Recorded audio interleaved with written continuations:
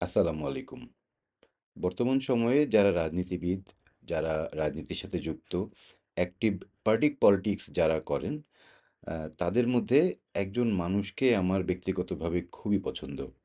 তিনি হচ্ছেন কিশোরগঞ্জের রাজনীতিবিদ, বীর মুক্তিযোদ্ধা, অ্যাডভোকেট ফজলুর রহমান।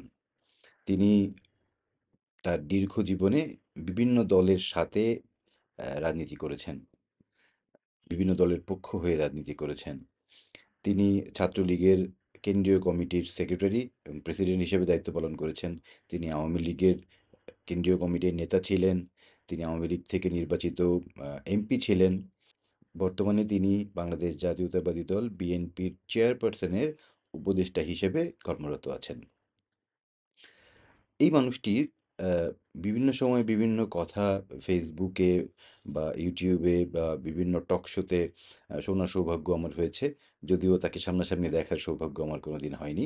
আমি আশা করছি একদিন তার সাথে দেখা হবে।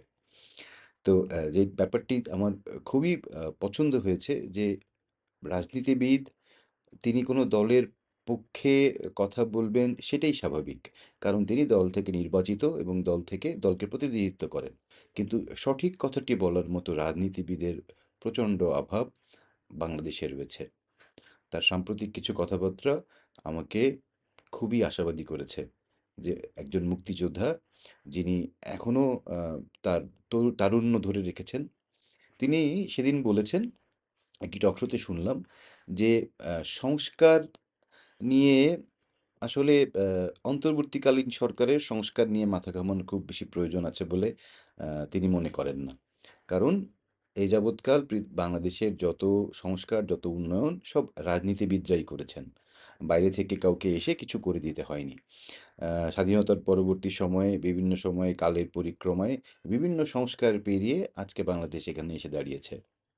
বাংলাদেশের আজকের যে অগ্রগতি, আজকের যে উন্নতি অর্থনৈতিক, সামাজিক, রাজনৈতিক সবকিছুই রাজনীতিবিদরাই করেছেন, তারাই এর পেছনে কুশীলব হিসেবে ছিলেন। সুতরাং বাইরে থেকে কারো এসে সংস্কার কার্যক্রম করে দেওয়ার কোনো যৌক্তিকতা আছে বলে তিনি মনে করেন না। তার সাথে আমি সম্পূর্ণভাবে একমত পোষণ করি। বাংলাদেশের যেকোনো বড় সিদ্ধান্ত, যেকোনো গুরুত্বপূর্ণ সিদ্ধান্ত সেটি অবশ্যই জনপ্রতিনিধিদের দ্বারাই নির্বাচিত হয়ে যারা আসবেন তাদের করতে হবে বা তাদের করা উচিত।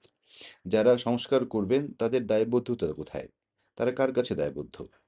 যদি তাদের ম্যান্ডেট এবং তাদের যদি দায়বদ্ধতার অভাব থাকে, ওই মানুষগুলোকে দিয়ে সংস্কার বা একটি জাতির ভবিষ্যৎ নির্ধারণের কাজগুলি করা খুবই বিপজ্জনক হতে পারে।